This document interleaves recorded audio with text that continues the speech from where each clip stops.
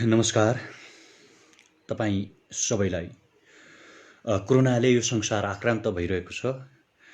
यति बेला संसारमा 30 लाखभन्दा बढी मान्छेहरू कोरोनाको चपेटामा परिसक्नु भएको छ भने थुप्रै मान्छेहरूले 2 लाख हाराहारीमा मान्छेहरूले ज्यान गुमाइसक्नु भएको छ।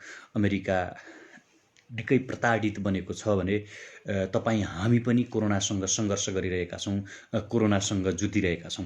जतिखेर तपाईँ हामीलाई खाना चाहिएको छ, जति बेला तपाईँ हामीलाई सान्त्वना चाहिएको छ, जति बेला तपाईँ हामीलाई तिम्रो पक्षमा बोलिदिने हामी छौँ, तिम्रो पक्षमा उभिदिने हामी छौँ भन्ने एउटा राजनेता चाहिएको छ, त्यति बेला यो देशमा आदिम साम्यवादी युग फर्काउने 104 वर्षीय जहानिया राणा शासनलाई फर्काउने जस्ता अभिव्यक्तिहरू आइरहेका छन्। तत्कालीन राजा सुरेन्द्रको मौका छोपेर सुरेन्द्रको सन्काहापना प्रवृत्तिलाई देखेर त्रिशुलीबाट हाम फाल्नेदेखि लिएर धरहराबाट हाम फाल्ने एउटा कुख्यात तानाशाह जङ्गबहादुरले जसरी सुरेन्द्रको इस्तेमाल गरेका थिए, सुरेन्द्रको प्रयोग गरेका थिए, ठिक तिनै शब्दहरू आज महेश बस्नेतले प्रयोग गरिरहेका छन्। ठिक त्यस्तै शब्दहरू आज महेश बस्नेतले बोलिरहेका छन्। बन्दै नबनेको धरहराबाट म हाम फाल्दिन सक्छु यदि खड्गओली महाराजाले भन्यो भने भनेर जुन अभिव्यक्ति दिइरहेका छन्, ती अभिव्यक्तिहरूले नेपाली लोकतन्त्रको बिल्ला हानिरहेको छ। ती अभिव्यक्तिले स्वाधीनता, समृद्धि र सुशासनयुक्त नेपाललाई धजिया उडाइरहेको छ। ती अभिव्यक्तिहरूको तपाईँ हामीले घोर विरोध गर्न आवश्यक छ। जति बेला जनताहरू हिँडेर घर गइरहेका छन्, जति बेला मान्छेहरू देश विदेशमा थला पडिरहेका छन्, जति बेला मान्छेहरूलाई सान्त्वना चाहिएको छ, त्यति बेला एउटा नवजङ्ग बहादुर भनिरहेका छन्, म यदि खड्ग ओलीले भन्यो भने धरहराबाट हाम फाल्दिन सक्छु। मेरो चुनौती छ महेश बस्नेतलाई। त्यो एउटा जमाना थियो जति बेला मान्छेहरू राजा महाराजाको जिहजुरी गर्थे, पूजा गर्थे, तर आज जमाना र दिनहरू ती छैनन्। आज संसारको हरेक कुनामा बसेर मान्छेले खबरदारी गर्न सक्ने भएका छन्। संसारको हरेक कुनामा बसेर मान्छेले बोल्न सक्ने भएका छन् कि कसैले आफूलाई अब जङ्गबहादुरको उत्तराधिकारी ठान्छ भने, कसैले आफूलाई अब जङ्गबहादुरको एउटा छाया ठान्छ भने त्यो परिकल्पना नेपाली जनता, नेपाली युवाले पुरा हुन दिन सक्ने छैनन्। तत्कालीन समयमा राजा सुरेन्द्रको सनक्कै भरमा, तत्कालीन समयमा राजा सुरेन्द्रको सन्की प्रवृत्तिका कारणले 104 वर्षीय जहानिया राणा शासनको जसरी उदय भएको थियो, आज तिनै जङ्गबहादुर बन्ने प्रयत्न गरिरहेका महेश बस्नेत र सर्वेन्द्र खनाललाई अब ठाउँ ठाउँबाट लखेटिनेछ। अब ठाउँ ठाउँमा जनताले जुत्ता प्रहार गर्नेछन्, ठाउँ ठाउँमा जनताले कालो मुसो तयार गर्नेछन्। यतिले पनि पुगेन भने युवाहरूले विद्रोह गर्न आवश्यक छ। आज खाना बाँड्ने युवाहरूलाई चाहिँ जेल लिएका छन्। आज सामाजिक सञ्जालमा लेखेकै भरमा अभियन्ताहरूलाई जेल कोचिएका छन्। अब एउटा युवाको नयाँ विद्रोह जन्मिन आवश्यक छ, युवाको आक्रोश जन्मिन आवश्यक छ। केपी ओलीको काल कोठरी भित्र छिरेर, जङ्गबहादुरको काल कोठरी भित्र छिरेर, सिंहदरबार र बालुवाटारका नव महाराजाको काल कोठरी भित्र छिरेर ज्ञानेन्द्र साईलाई बाहिर ल्याउन आवश्यक छ। भीमसाईको 25,000 कहाँ जानेछ त्यो कुराको लेखाजोखा गर्न आवश्यक छ। मेरो प्रश्न छ सिंहदरबार र बालुवाटारका नाइकेलाई, जति बेला तिमी हाँसका छोइला खाँदै नेपालको सार्वजनिक ढुकुटी प्रयोग गरेर, नेपालको सरकारी ढुकुटीलाई खर्च गरेर संसद अपहरण गरिरहेका थियौ नि, मेरो प्रश्न छ खड्ग ओलीलाई आज 80 लाख विदेशिएका युवाहरू नेपाल आउन चाहन्छन्। 80 लाख विदेश भाषिएका युवाहरू नेपाल फर्किन चाहन्छन्, जसले विदेशबाट पठाएको पैसाले तिम्रो सिंहदरबार र बालुवाटार चल्छ, तिम्रा हाँसका छोइला चल्छन्, तिम्रा संसदहरू र तिम्रा युवराज जस्ता जङ्गबहादुरहरू, तिम्रा लठैट गुन्डाहरू, भस्मासुर रूपी केपी ओली, तिम्रा अरिङ्गाल र तिम्रा बगिनीहरू जुन खर्चले बाँच्छन् नि, त्यो खर्च पठाउने 80 लाख युवाहरू आज विदेशमा छन्। उनीहरू नेपाल फर्किन चाहन्छन्। ती 80 लाख युवा आफ्नो देशको प्रधानमन्त्रीलाई भेट्न चाहन्छन्। भस्मासुर रूपी केपी ओली, खड्ग ओली, तिम्रा कार्यकर्तालाई, तिम्रा महेश बस्नेतलाई, तिम्रा सर्वेन्द्र खनाललाई तिमी हाँसका छोइला खुवाउँछौ, तर 80 लाख युवाहरू नेपाल फर्किन चाहन्छन्। के तिमी विदेशमा एरोप्लेन पठाउन सक्छौ? के ती 80 लाख युवाहरूलाई नेपाल ल्याउन सक्छौ? के ती 80 लाख युवाहरूलाई मेरियट जस्तै होटलमा राख्न सक्छौ? के ती 80 लाख युवाहरूलाई हाँसको छोइला खुवाउन सक्छौ? तिमीसँग नैतिकता छ प्रधानमन्त्री? तिमीसँग आधार छ प्रधानमन्त्री? तिम्रा भक्तहरू, तिम्रा लठैतहरू, तिम्रा हनुमानहरू तिम्रो मलद्वारलाई पनि हरिद्वार ठानिरहेका छन् भने तिम्रा लागि बन्दै नबनेको धरहराबाट हाम फाल्न तयार छु भनिरहेका बेला विदेशिएका 80 लाख युवाहरूलाई नेपाल ल्याउने दम्ब, साहस र नैतिकता छ तिमीमा? यदि तिमीमा त्यो नैतिकता, साहस, दम्भ र इमान छैन भने किन प्रधानमन्त्री बनिराख्छौ? पदका लागि जे पनि गर्न तयार हुने खड्ग ओलीलाई अब हामी हाम्रो देशको प्रधानमन्त्री मान्न सक्दैनौँ। कसरी मान्न सक्छौँ? जति बेला हामीलाई खाना चाहिएको थियो, जति बेला मान्छेहरू हिँडेर घर गइरहेका छन्, आज तिम्रो अध्यादेशले नेपाली राजनीतिमा गलत प्रवृत्तिको प्रवेश गरेको छ। आज मान्छेहरू राजनीतिप्रति वितृष्णा पैदा गरिरहेका छन्, युवाहरू राजनीतिप्रति विश्वास मानिरहेका छैनन्। आम विदेशिएका युवाहरू त्यो देशको संस्कृति युक्त, सुसंस्कार युक्त, कल्याणकारी लोकतन्त्र युक्त राजनीतिलाई हेरेर काश मेरो देशको प्रधानमन्त्री पनि यस्तै भइदिएको भए, काश मेरो देशको राष्ट्रपति पनि यस्तै भइदिएको भए मेरो देश कति सुन्दर हुन्थ्यो भन्ने परिकल्पना गरिरहेका बेला, त्यो देशका सुन्दर विकासका योजनाहरू देखिरहेका बेला तिमीलाई हामी हाम्रो देशको प्रधानमन्त्री कसरी मान्न सक्छौँ? खड्ग ओली, आफ्नो बालुवाटारको राज शासनलाई जसरी पनि टिकाइ राख्नका लागि कहिल्यै प्रचण्ड उचाल्ने त कहिल्यै माधव नेपाल उचाल्ने, अनि कहिल्यै झलनाथ खनाल त कहिल्यै वामदेव गौतम उचाल्ने। त्यतिले पुगेन भन्दैमा आफ्नै जनताको बहुदलीय जनवादलाई त्रिशुलीको दास ढुङ्गामा तिलाञ्जली दिएर राष्ट्रपति बन्न सफल महामहिम मार्फत गलत तपाईँको चाहिने अध्यादेश ल्याएर सांसदसम्म अपहरण गर्न पछि नपर्ने खड्ग ओलीलाई यो देशको कुन चाहिँ युवाले,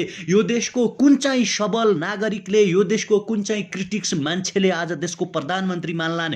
यो कुरा हामी कसरी पत्याउन सक्छौँ? हामी कसरी विश्वास गर्न सक्छौँ? जति बेला 80 लाख युवाहरू यो देशमा रेमिटेन्स पठाउँथे, जतिखेर 80 लाख युवाहरू यो देशको राष्ट्रिय ढुकुटी निर्माण गर्थे, त्यति बेला सबैले हाई गर्थे। आज खड्ग ओली आफ्ना केही मतियारहरूलाई, आफ्ना केही लठैतहरूलाई संसद अपहरण गर्न लगाउँछन्, अनि यो देशको प्रहरीलाई कब्जा गर्छन्, यो देशको सुशासनलाई कब्जा गर्छन्, यो देशका संवैधानिक अङ्गहरूमा गिद्ध दृष्टि गार्छन्, अनि यो देशको सबैभन्दा पुरानो रेडियो नेपालमाथि चाहिँ कब्जा गर्न खोज्छन् भने यहाँ लोकतन्त्र छ कि जङ्गबहादुरको शासन छ? यहाँ ओलीतन्त्र छ कि गुण्डा राज छ?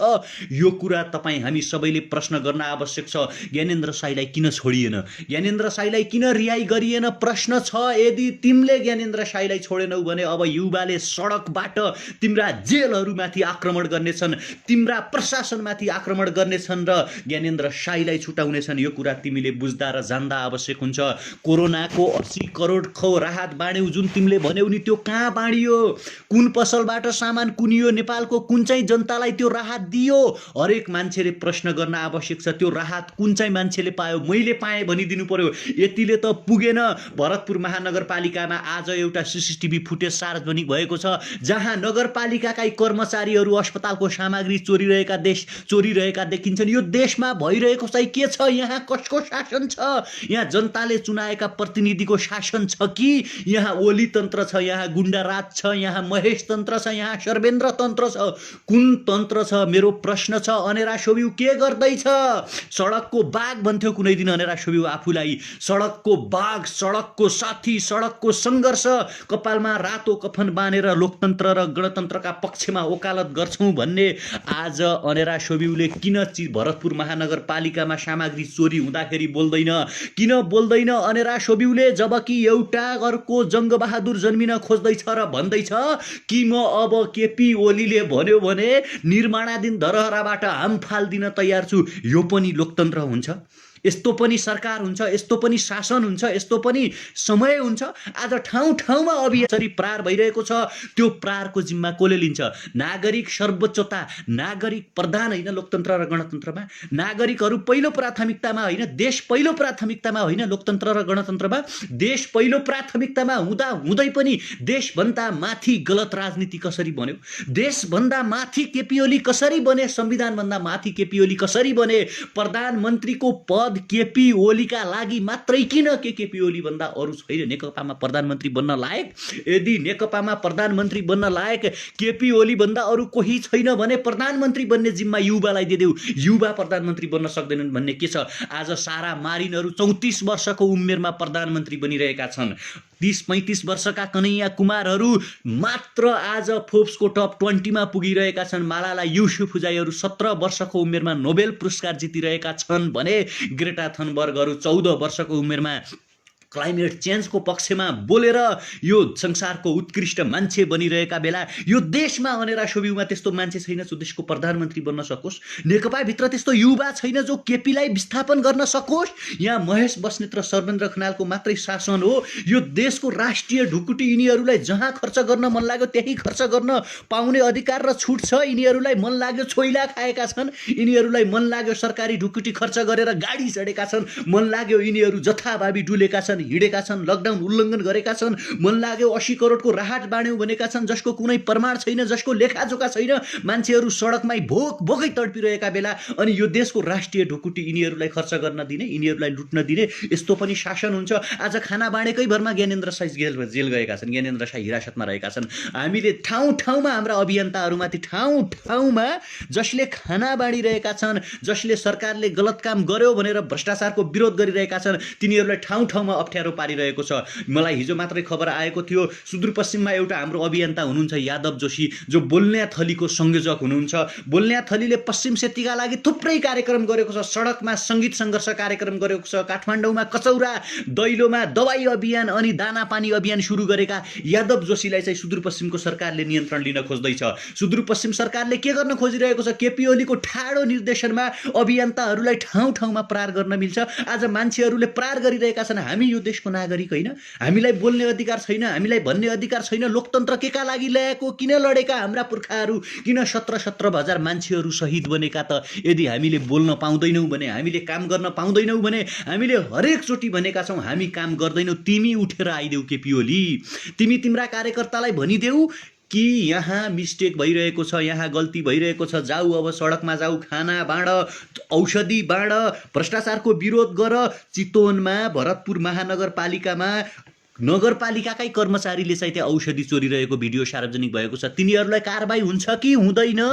रेडियो नेपाल जस्तो सञ्चार माध्यममा यिनीहरूले कब्जा जमाएका छन्। त्यहाँ को मान्छेलाई अब गेस्टमा लिने, कोलाई नलिने भन्ने कुरा केपी ओलीले निर्धारण गर्ने कुरा हो। पत्रकारिताको आफ्नो इथिक्स हुँदैन, पत्रकारिताको आफ्नो नैतिकता हुँदैन। पिर्त पत्रकारिता गर्ने, येलो जर्नलिज्म गर्ने केपी ओलीले सञ्चार माध्यम कब्जा गर्ने, प्रहरी जस्तो एउटा चाहिँ राज्यको सुरक्षा अङ्गलाई चाहिँ कब्जा गर्ने, अख्तियार दुरुपयोग अनुसन्धान आयोगमा तपाईँको यो चाहिँ सर्वेन्द्र खनाल जस्तो भ्रष्ट नैतिक र पातकी मान्छेलाई निर्माण गर्न खोज्ने, अनि नेकपाभित्र अरू सांसद छैनन् जसले चाहिँ प्रहरीको मुखमा राको जोत्थ्यो, जसले प्रहरीलाई चाहिँ बलेको आगोले हान्थ्यो, त्यो महेश बस्नेत जस्तो मान्छेलाई चाहिँ केपी ओलीले आफ्नो राइट ह्यान्ड बनाएर हुन्छ।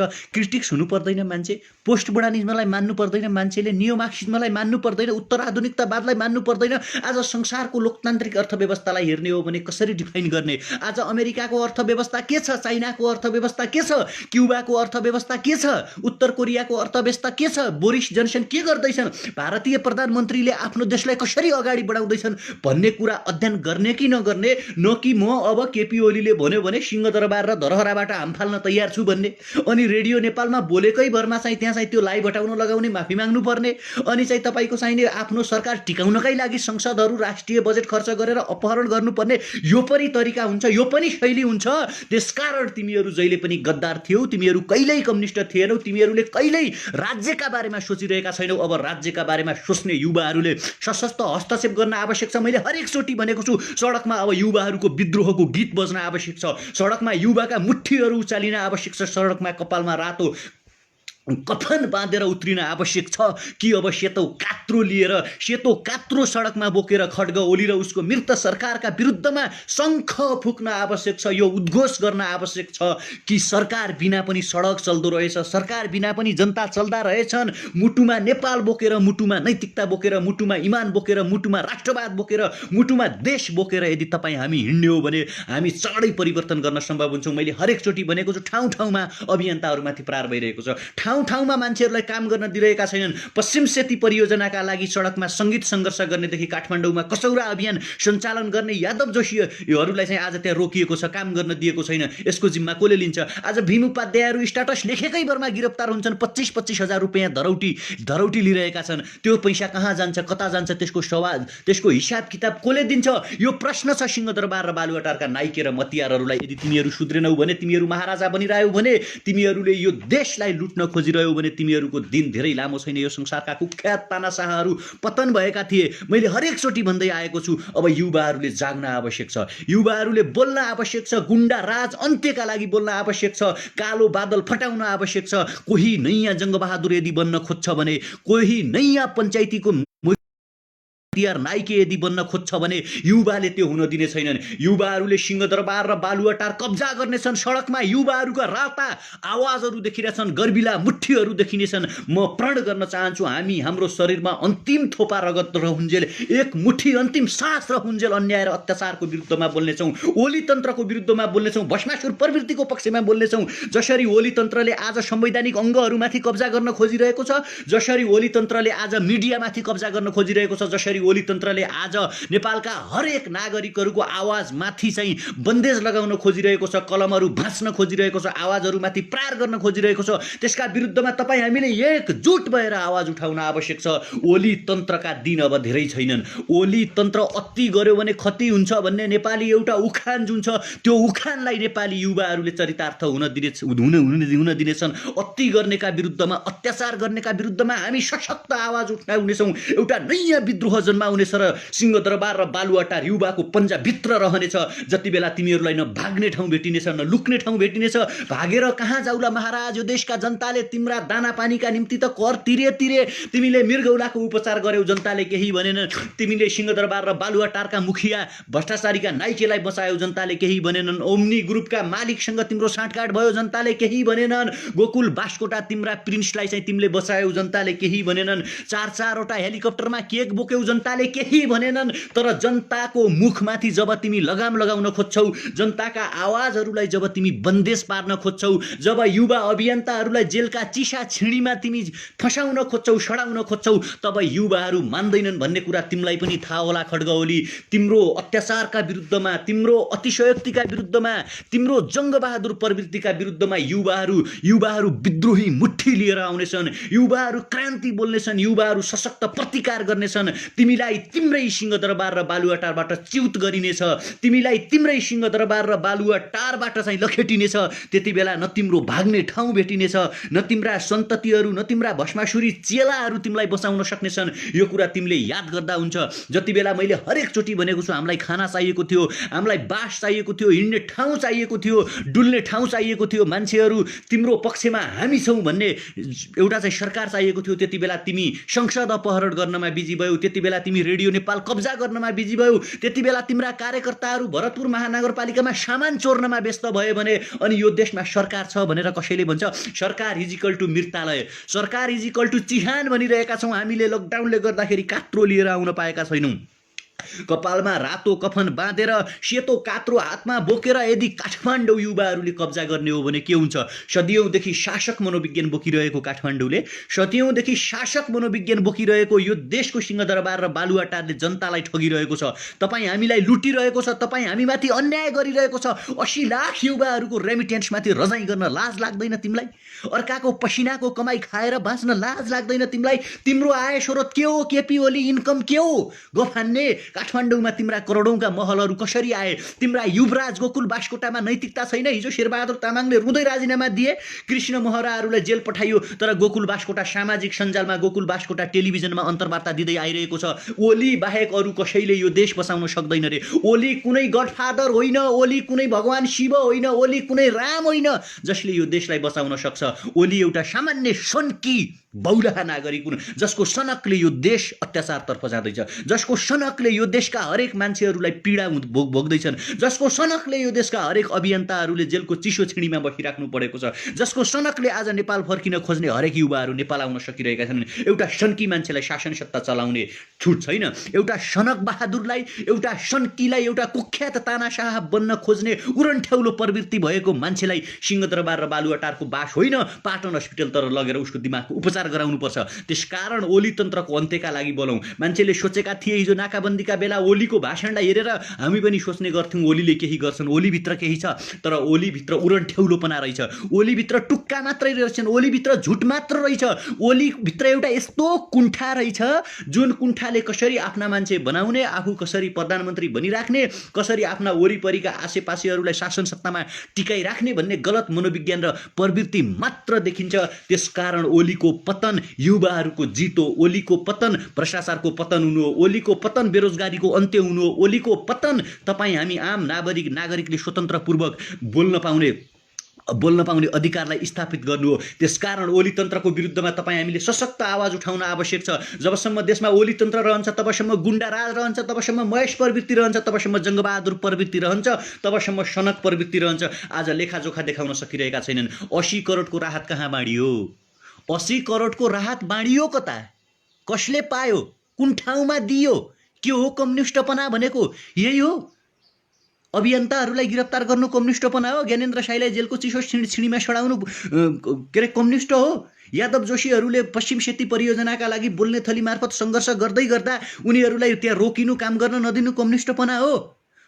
भर्खरै अब सुनिँदैछ बजेट चाहिँ फेरि निर्माण गर्दैछन् रे। म बोल्ने थलीको एउटा चाहिँ त्यो कार्यक्रममा सधैँ एक्टिभली लागिराख्ने हुनाले पश्चिम सेती परियोजनाका लागि यदि बजेट छुट्याइएन भने अब सिंहदरबार र बालुवाटार कब्जा हुन्छ। सुदूरपश्चिमले कब्जा गर्छ सिंहदरबार र बालुवाटारलाई। नेपालको तपाईँ जुन जुन ठाउँको युवाहरू कृपया तपाईँहरू हेर्दै हुनुहुन्छ, जुन जुन ठाउँको युवाहरू अब त्यो ठाउँको विकासका लागि बजेट खोज्ने हो, लुस्ने हो बजेट। के छ त आफ्नो ठाउँको सम्भावित परियोजना, त्यसमा बजेट किन हालेन ओली सरकारलाई सोध्ने हो।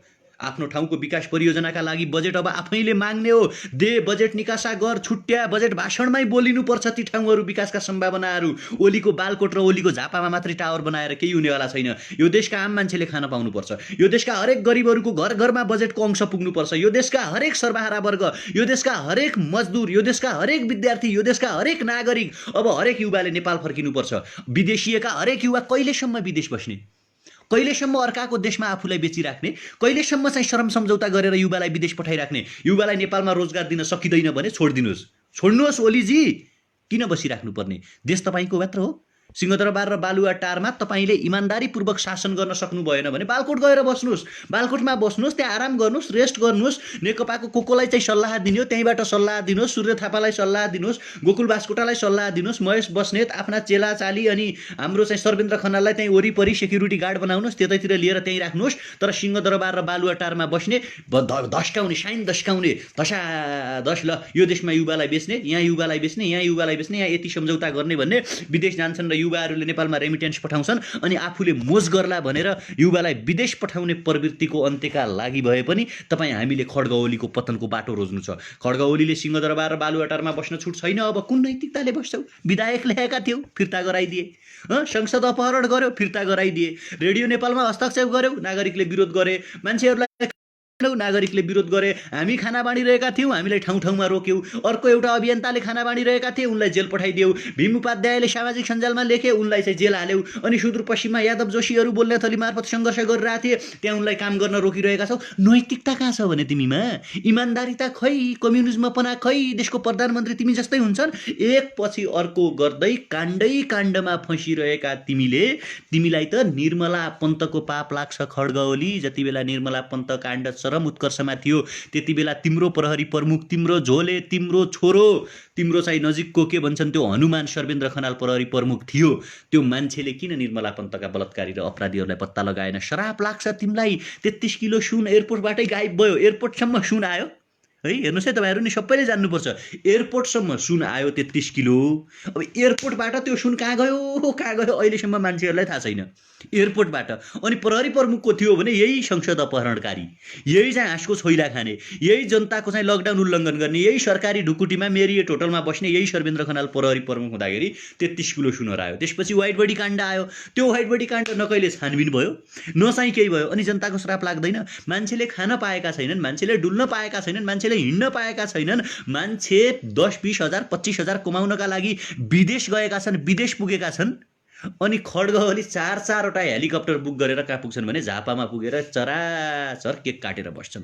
अनि यो मान्छेलाई श्राप लाग्दैन? पाप लाग्दैन? गलत कुरा गरेर केही पनि हुँदैन।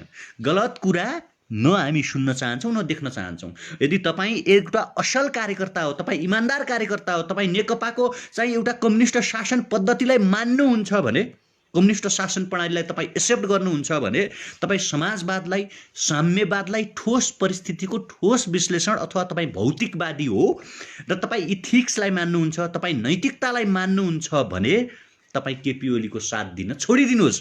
किनकि गलत मान्छेको साथले देश 10औं वर्ष पछाडि धकेलिन्छ, 20औं वर्ष पछाडि धकेलिन्छ।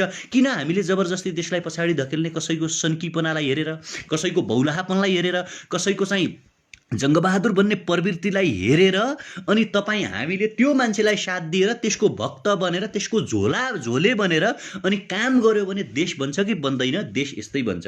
देश संसारको कुनै पनि देशमा आज न विधायक ल्याउने, न चाहिँ सरकार बदल्ने, न सांसद अपहरण गर्ने खेल चलेको छ। तर नेपालमा चाहिँ चलिरहेको छ। नेपालमै विधायक आए, फ्लप खाए, नेपालमै सांसद अपहरण भए, नेपालमै रेडियो नेपाल जस्तो एउटा सञ्चारको माध्यममाथि चाहिँ हस्तक्षेप गरियो, संवैधानिक अङ्गमाथि हस्तक्षेप यहीँ गरियो। कहिले माधव नेपाल र केपी ओली एक ठाउँमा मिटिङ बस्छन्, कहिले प्रचण्ड र केपी ओली अर्को ठाउँमा मिटिङ बस्छन्। अनि जनतालाई भात चाहिएको बेला, जनतालाई खाना चाहिएको बेला, जनतालाई चाहिँ रासन चाहिएको बेला यो तरिकाले यसरी यो किसिमको प्रवृत्ति संसारको कुन चाहिँ देशमा भएको छ? नेकपाको कार्यकर्ताहरू कृपया तपाईँ पनि भनिदिनुहोस् न। जो अहिले तल कमेन्ट गरिराख्नु भएको छ, तपाईँ कमेन्ट गर्ने जो नेकपाको गलत बोल्यो यो भनी म हेरिरहेको छु यहाँ भनिराख्नु भएको छ, ल प्रश्न सोध्नु तपाईँ नै भन्नुहोस्। संसारको कुन देशमा आज सरकार बनाउने कि गिराउने भनेर अध्यादेश जारी भयो?